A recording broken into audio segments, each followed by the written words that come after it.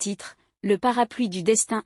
Dans une petite ville nichée au creux de collines ondoyantes, le ciel nocturne était rempli de pluie alors que les gens cherchaient précipitamment un abri sous la protection de leur parapluie. Au milieu de la mer de toiles colorées, un parapluie se démarquait, un vieux parapluie usé et déchiré qui avait traversé d'innombrables tempêtes.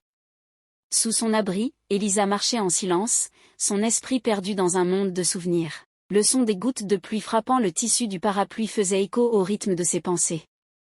Chaque goutte semblait raviver d'anciens moments, des moments qui apportaient à la fois tristesse et bonheur. Alors qu'Elisa se remémorait, elle se trouva attirée vers un coin faiblement éclairé de la ville, où des lumières vacillantes dansaient dans la nuit.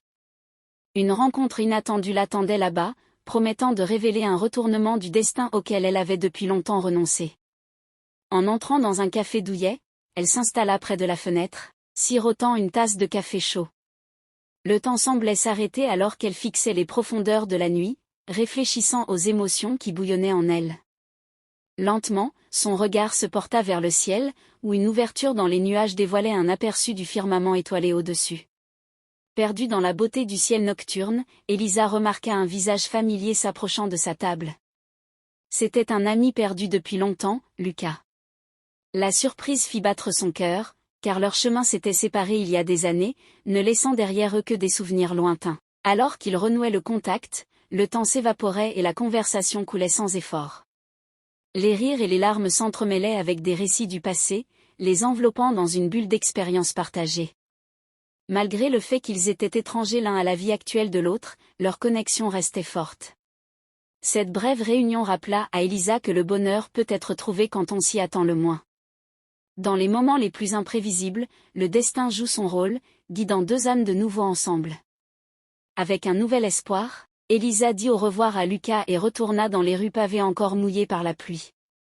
Alors qu'elle marchait sous la lumière de la lune qui s'estompait, le vieux parapluie révéla une lueur subtile de résilience. Il l'avait protégée de la pluie, mais l'avait aussi conduite à un endroit où elle avait trouvé une joie inattendue.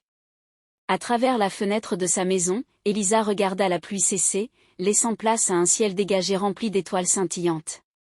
Chaque lumière semblait symboliser les possibilités infinies qui l'attendaient. En ce moment, Elisa comprit que le temps n'attend personne et que la vie est trop précieuse pour s'attarder sur le passé. Elle se fit la promesse d'embrasser chaque rencontre inattendue, de chérir chaque souvenir fugace et de trouver le bonheur dans les joies les plus simples.